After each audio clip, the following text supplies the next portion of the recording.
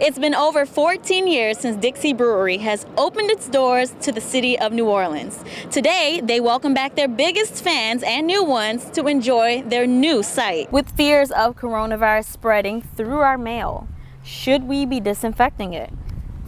Residents were able to express their concerns and ideas. Some suggested that the council include people from the community in the committee. The planes you see behind me are made to battle, but today they soar over New Orleans, saluting to our medical professionals fighting for those with COVID-19. Right now, I'm standing strategically to cover the remains of a worker killed in the Hard Rock collapse, something his family and residents are urging the city to do permanently.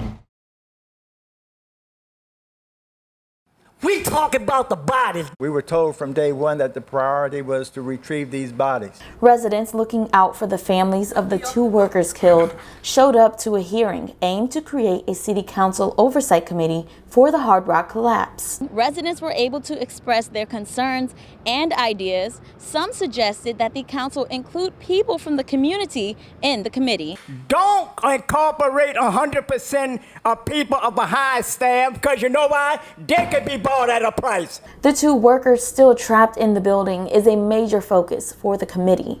Recently, an onlooker even noticed that some of the remains were visible from the building. We owe it to these families to bring them to closure as quickly as possible. Mayor Cantrell did not approve of the hearing and put out a statement saying that her staff will not attend. This is just about ensuring that the investigations that are ongoing, that are thorough, that are completed, and are not sidetracked. But the council did not agree. It is the city council's role under the city charter to have this level of involvement. Councilman Jason Williams was emotional as he spoke about the city belonging to New Orleanians. This development might be privately owned, but the New Orleans skyline that it has destroyed certainly belongs to us all.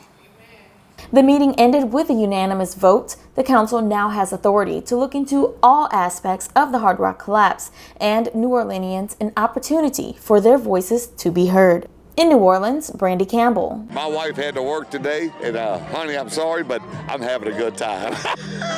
Some started their day off with a beer in hand to celebrate Dixie Brewery's first day open in New Orleans East. This is a very great thing that's going on in New Orleans at this moment. To be brewed here in New Orleans, that's the best thing about it. Everyone is here because of the beer, so what do they think? I like the voodoo, that's my favorite. I'll drink it all the time. Definitely the experimental midnight voodoo. It's very dark, but it's very light on the palate. You would never guess it was a stout. I would love to try this with some king cake, to be honest. It's been over 14 years since Dixie Brewery has opened its doors to the city of New Orleans. Today, they welcome back their biggest fans and new ones to enjoy their grand opening. And since it's been closed, it's everybody, I think, in New Orleans has been looking forward to this day, because what, it's been since Katrina? It's New Orleans.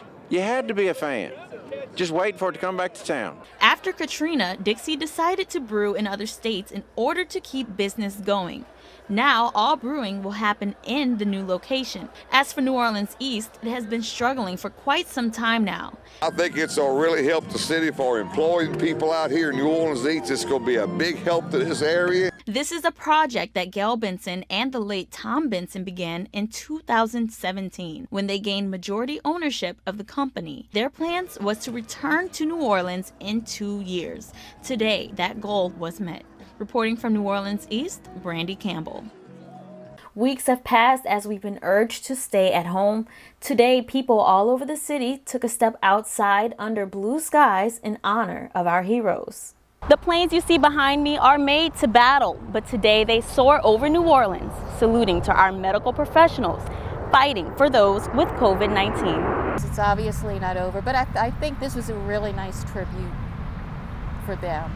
The flyover was put on by the Louisiana Air Force and National Guard using F-15 fighter jets and B-52 bombers. It was a captivating sight and a unique way to uplift our frontline workers. It's very intense.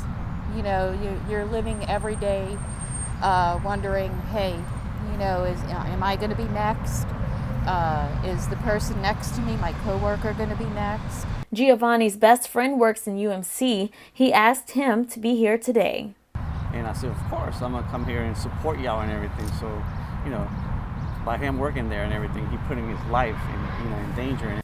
And like many others, he gives his friend words of encouragement, saying, I hope you take care of yourself and everything, and, you know, kind of give him some support. Overall, this shows that it is important to thank and support those who serve us. The flyover, that's a really nice tribute. You know, I thought that was really cool. Right. You know, it was fun. It was something to help make them feel that it's worth it. Reporting in New Orleans, Brandy Campbell.